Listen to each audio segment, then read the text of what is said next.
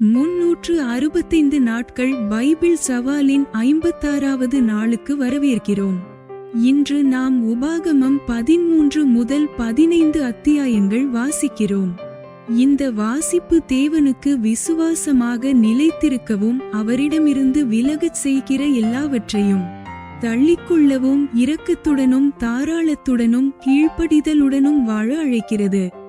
சிந்தனை நிறைந்த இந்த பரிசுத்த காலத்தில் தேவன் நமது இதயங்களை சுத்திகரித்து விசுவாசத்தை பலப்படுத்தி மற்றவர்களை அவர் நேசிப்பது போல நேசிக்க கற்றுத்தரட்டும்.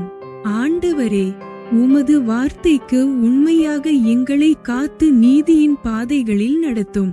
பயபக்தியுடனும் சமர்ப்பணத்துடனும் ஜெப மனதுடனும் இன்றைய வாசிப்பை ஆரம்பிப்போம். Welcome to day 56 of the 365 days Bible challenge. Today we will be reading from Deuteronomy chapter 13 to 15. These passages call us to remain faithful to God, reject all that leads us away from Him, and live with compassion, generosity, and obedience in this sacred season of reflection. May the Lord purify our hearts, strengthen our faithfulness, and teach us to love others as He loves us. Lord, keep us true to your word and guide us in paths of righteousness. Let us begin with reverence, surrender, and prayer. உபாகமம் அதிகாரம் 13. Deuteronomy chapter 13. வசனம் 1. உங்களுக்குள்ளே ஒரு தீர்க்கதரிசியாகிலும் சொப்பனக்காரனாகிலும் எழும்பி. Verse 1. If there arise among you a prophet, or a dreamer of dreams, and giveth thee a sign or a wonder. வசனம் 2. நீங்கள் அறியாத வேறே தேவர்களை பின்பற்றி அவர்களைச் சேவிப்போம் வாருங்கள் என்று சொல்லி உங்களுக்கு ஒரு அடையாளத்தையும் அற்புதத்தையும் காண்பிப்பேன் என்று குறிப்பாய்ச் சொன்னாலும் அவன் சொன்ன அடையாளமும் அற்புதமும் நடந்தாலும். Verse 2. And the sign or the wonder come to pass, whereof he spake unto thee, saying, Let us go after other gods, which thou hast not known, and let us serve them. வசனம் 3. அந்த தீர்க்கதரிசியாகிலும் அந்த சொப்பனக்காரனாகிலும் சொல்லுகிறவைகளை கேளாதிருப்பீர்களாக. உங்கள் தேவனாகிய கர்த்தரிடத்தில் நீங்கள் உங்கள் முழு இருதயத்தோடும் உங்கள் முழு ஆத்துமாவோடும் அன்பு கூறுகிறீர்களோ இல்லையோ என்று அறியும்படிக்கு உங்கள் தேவனாகிய கர்த்தர் உங்களை சோதிக்கிறார். Verse 3.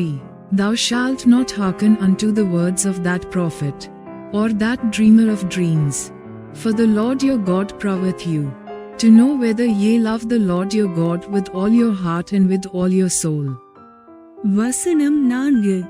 நீங்கள் உங்கள் தேவனாகிய கர்த்தரை பின்பற்றி அவருக்கு பயந்து அவர் கற்பனைகளை கைக்கொண்டு அவர் சத்தத்தை கேட்டு அவரை சேவித்து அவரை பற்றிக்கொள்வீர்களாக. Verse 4. Ye shall walk after the Lord your God, and fear Him, and keep His commandments, and obey His voice, and ye shall serve Him, and cleave unto Him. வசனம் 5.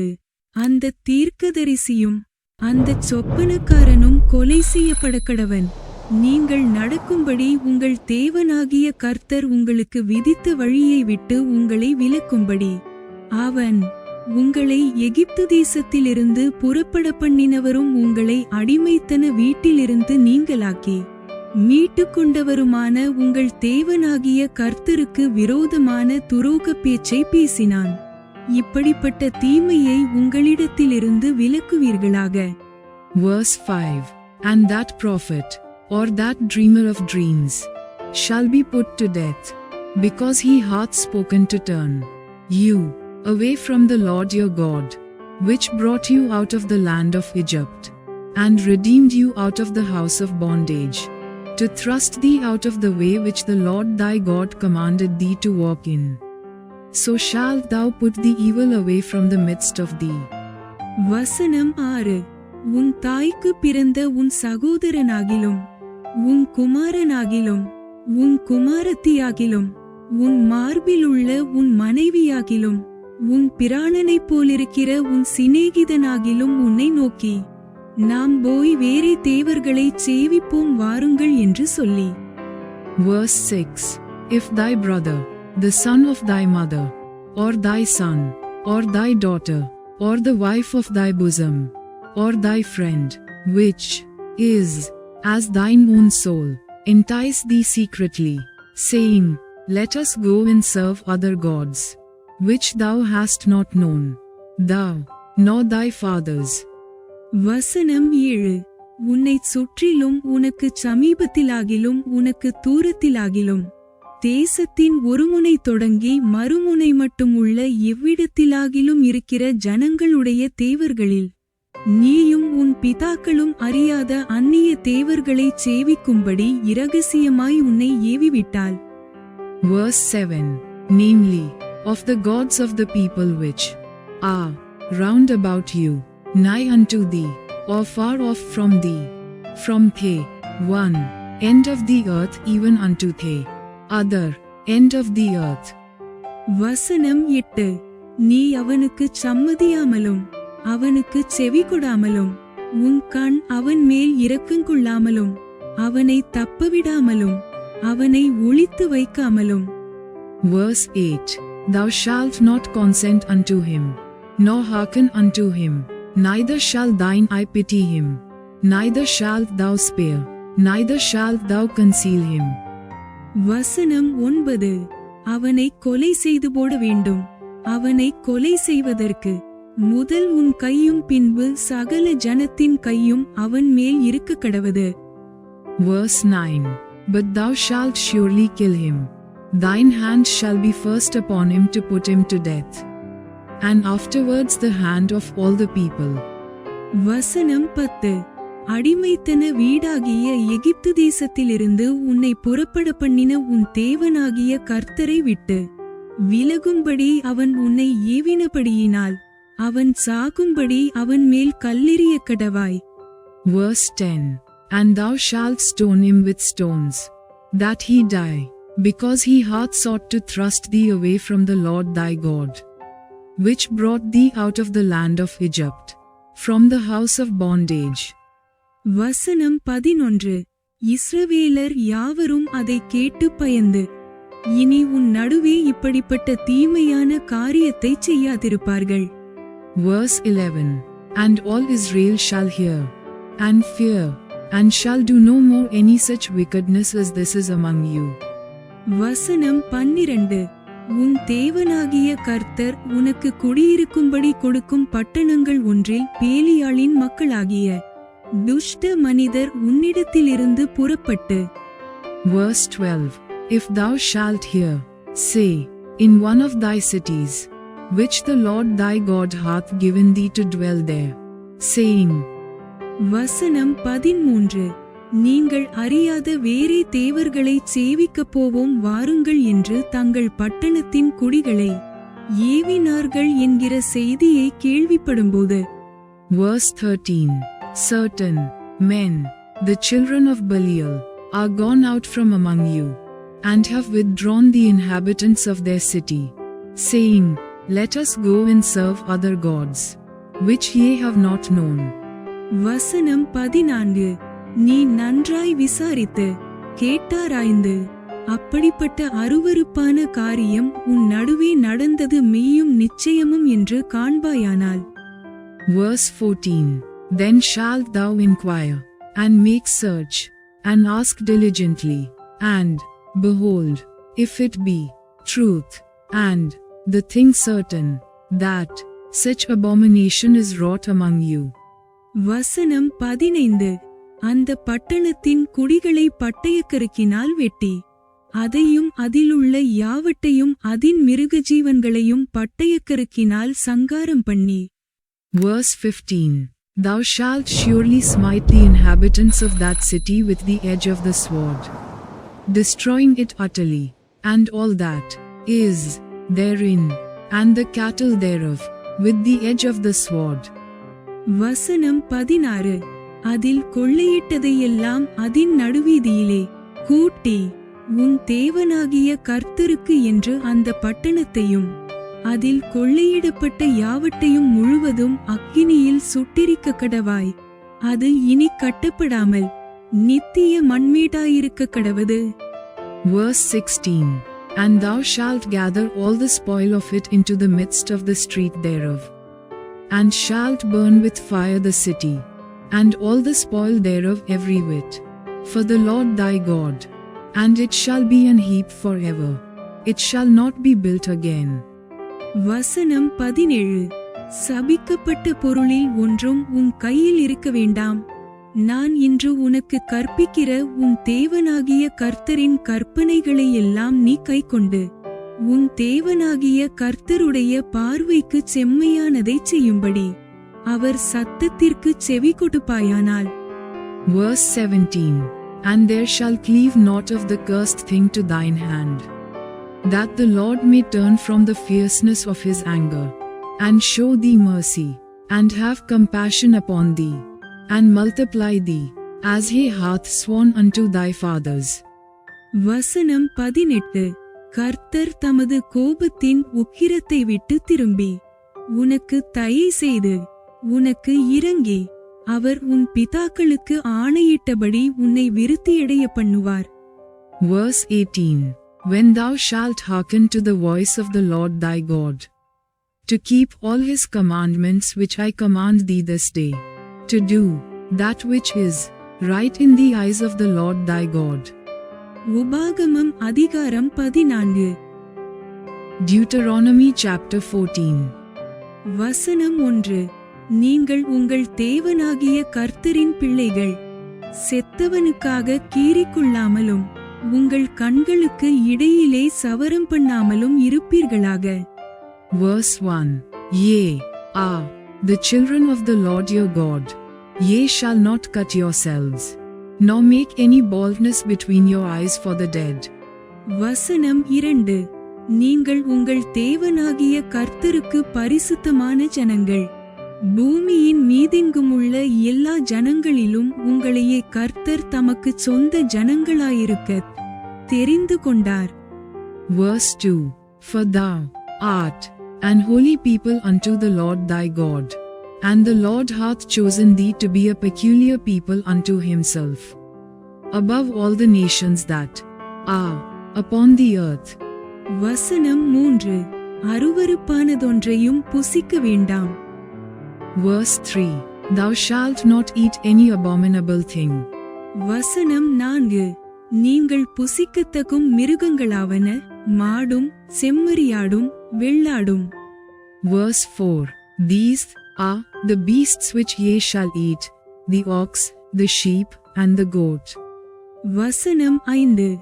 மானும் வெளிமானும் கலைமானும் வரையாடும் புள்ளிமானும் சருகுமானும் புல்வாயுமே. Verse 5.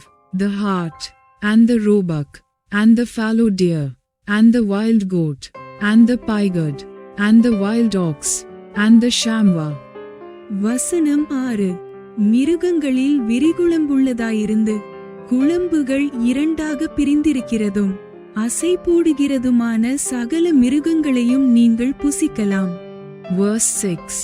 And every beast that parteth the hoof, and cleaveth the cleft into 2 claws, and cheweth the cud among the beasts, that ye shall eat. வசனம் 7. அசை போடுகிறவைகளிலும் விரிகுளம்புள்ளவைகளிலும் நீங்கள் புசிக்கத்தகாதவைகள் எவை என்றால் ஒட்டகமும் முசலும் குழிமுசலுமே. அவைகள் அசை போட்டும் அவைகளுக்கு விரிகுளம்பில்லை, அவைகள் உங்களுக்கு அசுத்தமாயிருப்பதாக. Verse 7. Nevertheless these ye shall not eat of them that chew the cud, or of them that divide the cloven hoof, as the camel, and the hare, and the coney, for they chew the cud, but divide not the hoof.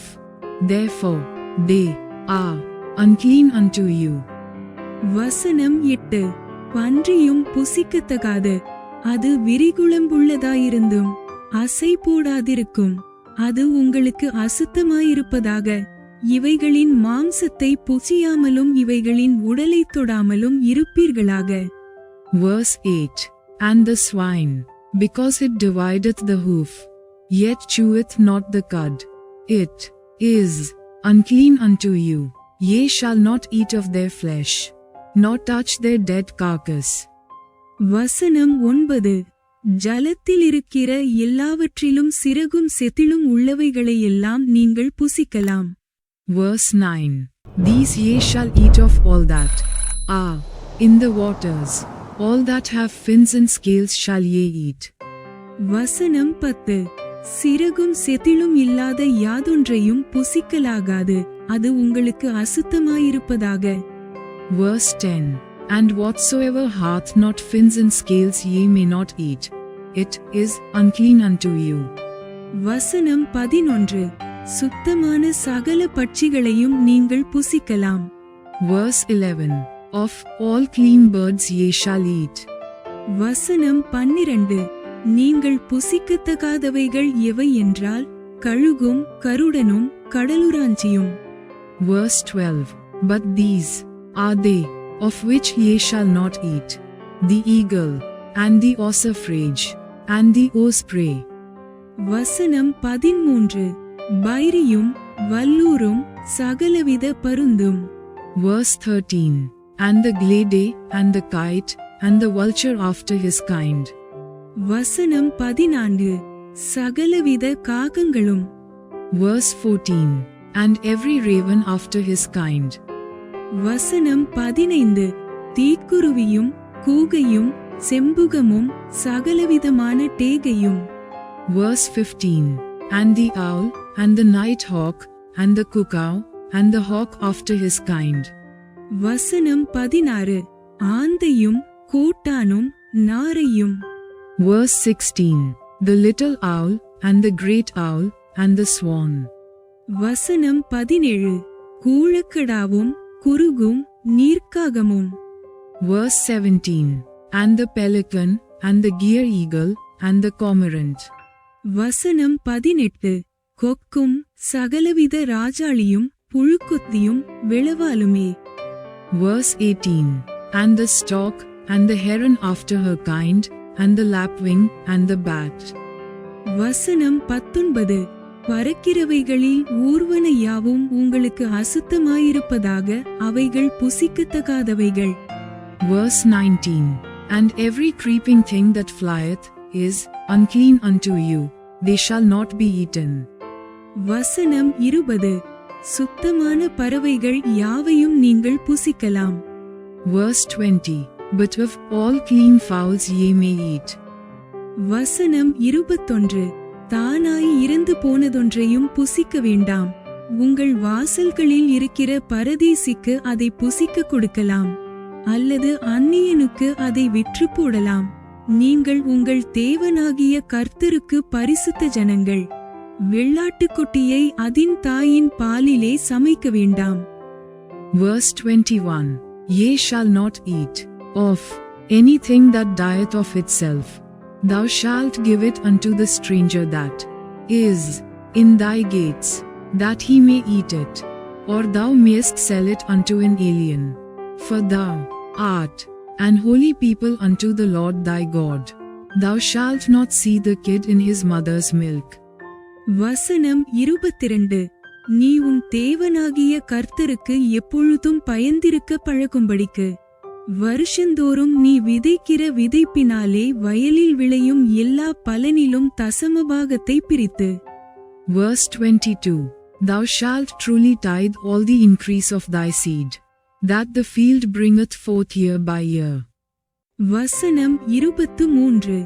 உன் தேவனாகிய கர்த்தர் தமது நாமம் விளங்கும்படி தெரிந்து கொள்ளும் ஸ்தானத்திலே உன் தானியத்திலும் உன் திராட்சரசத்திலும் உன் எண்ணெயிலும் தசமபாகத்தையும் உன் ஆடுமாடுகளின் தலையீற்றுகளையும் அவருடைய சந்நிதியில் புசிப்பாயாக.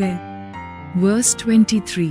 And thou shalt eat before the Lord thy God, in the place which he shall choose to place his name there, the tithe of thy corn, of thy wine, and of thine oil, and the firstlings of thy herds and of thy flocks, that thou mayest learn to fear the Lord thy God always. வசனம் 24. உன் தேவனாகிய கர்த்தர் உன்னை ஆசீர்வதிக்கும் காலத்தில் உன் தேவனாகிய கர்த்தர் தமது நாமம் விளங்கும்படி தெரிந்து கொண்ட ஸ்தானம் உனக்கு வெகு தூரமாயிருக்கிறதினால் வழிப்பிரயாணத்தின் வெகு தொலைவி நிமித்தம் நீ அதை கொண்டு போக கூடாதிருக்குமானால். Verse 24. And if the way be too long for thee, so that thou art not able to carry it, oh, if the place be too far from thee, which the Lord thy God shall choose to set his name there, when the Lord thy God hath blessed thee. வசனம் 25. அதை பணமாக்கி பணமுடிப்பை உன் கையிலே பிடித்துக்கொண்டு உன் தேவனாகிய கர்த்தர் தெரிந்து கொண்ட ஸ்தலத்திற்கு போய். Verse 25. Then shalt thou turn it into money, and bind up the money in thine hand, and shalt go unto the place which the Lord thy God shall choose. வசனம் 26. அங்கே உன் இஷ்டப்படி ஆடுமாடு, திராட்சரசம், மதுபானம் முதலான சகலத்தையும் பணம் கொடுத்து வாங்கி உன் தேவனாகிய கர்த்தருடைய சந்நிதியில் நீயும் உன் குடும்பத்தாரும் உன் வாசல்களில் இருக்கிற லேவியனும் புசித்துச் சந்தோஷப்படுவீர்களாக. Verse 26. And thou shalt bestow that money for whatsoever thy soul lusteth after, for oxen, or for sheep, or for wine, or for strong drink, or for whatsoever thy soul desireth. And thou shalt eat there before the Lord thy God, and thou shalt rejoice, thou and thine household. வசனம் 27. லேவியனுக்கு உன்னோடே பங்கும் சுதந்திரமும் இல்லாதபடியால் அவனை கைவிடாயாக. Verse 27. And the Levite that is within thy gates, thou shalt not forsake him, for he hath no part nor inheritance with thee. வசனம் 28.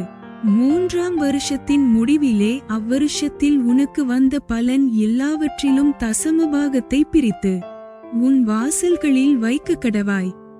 Verse 28. At the end of 3 years thou shalt bring forth all the tithe of thine increase the same year, and shalt lay it up within thy gates. வசனம் 29. லேவியனுக்கு உன்னோடே பங்கும் சுதந்திரமும் இல்லாதபடியினால் அவனும் உன் வாசல்களில் இருக்கிற பரதேசியும் திக்கற்றவனும் விதவையும் வந்து புசித்து திருப்தியடைவார்களாக. அப்பொழுது உன் கை செய்யும் வேலையிலெல்லாம் உன் தேவனாகிய கர்த்தர் உன்னை ஆசீர்வதிப்பார். Verse 29. And the Levite, because he hath no part nor inheritance with thee, and the stranger, and the fatherless, and the widow, which are within thy gates, shall come, and shall eat and be satisfied, that the Lord thy God may bless thee in all the work of thine hand which thou doest. உபாகமம் அதிகாரம் 15. Deuteronomy chapter 15. வசனம் 1. 7ஆம் வருஷத்தின் முடிவிலே விடுதலை பண்ணுவாயாக. Verse 1. At the end of every 7 years thou shalt make a release. வசனம் 2. விடுதலையின் விபரமாவது, பிறனுக்கு கடன் கொடுத்தவன் இவனும் கர்த்தர் நியமித்த விடுதலை கூறப்பட்டபடியால் அந்த கடனை பிறன் கையிலாகிலும் தன் சகோதரன் கையிலாகிலும் தண்டாமல் விட்டுவிடக்கடவன். Verse 2. And this is the manner of the release. Every creditor that lendeth aught unto his neighbor shall release it. He shall not exact it of his neighbor or of his brother, because it is called the Lord's release. வசனம் 3. அந்நிய ஜாதியான் கையிலே நீ கடனை தண்டலாம், உன் சகோதரனிடத்திலோ உனக்கு வரவேண்டியதை உன் கை விட்டுவிட கடவது. Verse 3. Of a foreigner thou mayest exact it again, but that which is thine with thy brother thine hand shall release. வசனம் 4. எளியவன் உனக்குள் இல்லாதிருக்கும்படியாக இப்படிச் செய்ய வேண்டும். இன்று நான் உனக்கு கற்பிக்கிற எல்லா கற்பனைகளின்படியும் நீ செய்யும்படி உன் தேவனாகிய கர்த்தரின் சத்தத்தை கவனமாய் கேட்பாயானால். Verse 4. Save when there shall be no poor among you, for the Lord shall greatly bless thee in the land which the Lord thy God giveth thee, for an inheritance to possess it. வசனம் 5. உன் தேவனாகிய கர்த்தர் உனக்கு சுதந்தரிக்கும்படி கொடுக்கும் தேசத்தில் உன்னை மேன்மேலும் ஆசீர்வதிப்பார். Verse 5. Only if thou carefully hearken unto the voice of the Lord thy God, to observe to do all these commandments which I command thee this day. வசனம் 6. உன் தேவனாகிய கர்த்தர் உனக்கு சொன்னபடி உன்னை ஆசீர்வதிப்பதினால் நீ அநேகம் ஜாதிகளுக்கு கடன் கொடுப்பாய். நீயோ கடன் வாங்குவதில்லை. நீ அநேகம் ஜாதிகளை ஆளுவாய். உன்னையோ அவர்கள் ஆளுவதில்லை. Verse 6. For the Lord thy God blesseth thee, as he promised thee, and thou shalt lend unto many nations, but thou shalt not borrow. And thou shalt reign over many nations, but they shall not reign over thee. வசனம் 7. உன் தேவனாகிய கர்த்தர் உனக்கு கொடுக்கும் தேசத்தின் எந்த வாசலிலும் உன் சகோதரரில் எளியவனான ஒருவன் இருந்தால், எளியவனாகிய உன் சகோதரனுக்கு உன் இருதயத்தை நீ கடினமாக்காமலும் உன் கையை மூடாமலும். Verse 7. If there be among you a poor man of one of thy brethren within any of thy gates in thy land which the Lord thy God giveth thee, thou shalt not harden thine heart, nor shut thine hand from thy poor brother. வசனம் 8. அவனுக்கு உன் கையை தாராளமாய் திறந்து அவனுடைய அவசரத்தி நிமித்தம் அவனுக்கு தேவையானதை கடன் கொடுப்பாயாக. Verse 8. But thou shalt open thine hand wide unto him, and shalt surely lend him sufficient for his need, in that which he wanteth. வசனம் 9. விடுதலை வருஷமாகிய 7ஆம் வருஷம் கிட்டியிருக்கிறதென்று சொல்லி உன் இருதயத்திலே பொல்லாத நினைவு கொண்டு உன் ஏழை சகோதரனுக்கு கொடாமல் மறுத்து அவன் மேல் வன்கண் வைக்காதபடிக்கும் அவன் உன்னை குறித்து கர்த்தரை நோக்கி அபயமிடாதபடிக்கும் எச்சரிக்கையாயிரு. அப்படிச் செய்வாயானால் அது உனக்கு பாவமாயிருக்கும். Verse 9. Beware that there be not a thought in thy wicked heart, saying, The 7th year, the year of release, is at hand, and thine eye be evil against thy poor brother, and thou givest him not, and he cry unto the Lord against thee, and it be sin unto thee. வசனம் 10. அவனுக்கு தாராளமாய் கொடுப்பாயாக. அவனுக்கு கொடுக்கும் போது உன் இருதயம் விசனப்படாதிருப்பதாக. அதிநிமித்தமாக உன் தேவனாகிய கர்த்தர் உன்னுடைய எல்லா கிரியைகளிலும் நீ கையிட்டு செய்யும் எல்லா காரியங்களிலும் உன்னை ஆசீர்வதிப்பார். Verse 10. Thou shalt surely give him, and thine heart shall not be grieved when thou givest unto him. Because that for this thing the Lord thy God shall bless thee in all thy works, and in all that thou puttest thine hand unto. வசனம் 11. தேசத்திலே எளியவர்கள் இல்லாதிருப்பதில்லை. ஆகையால் உன் தேசத்திலே சிறுமைப்பட்டவனும் எளியவனுமாகிய உன் சகோதரனுக்கு உன் கையை தாராளமாய்த் திறக்க வேண்டும் என்று நான் உனக்கு கட்டளையிடுகிறேன். Verse 11. For the poor shall never cease out of the land.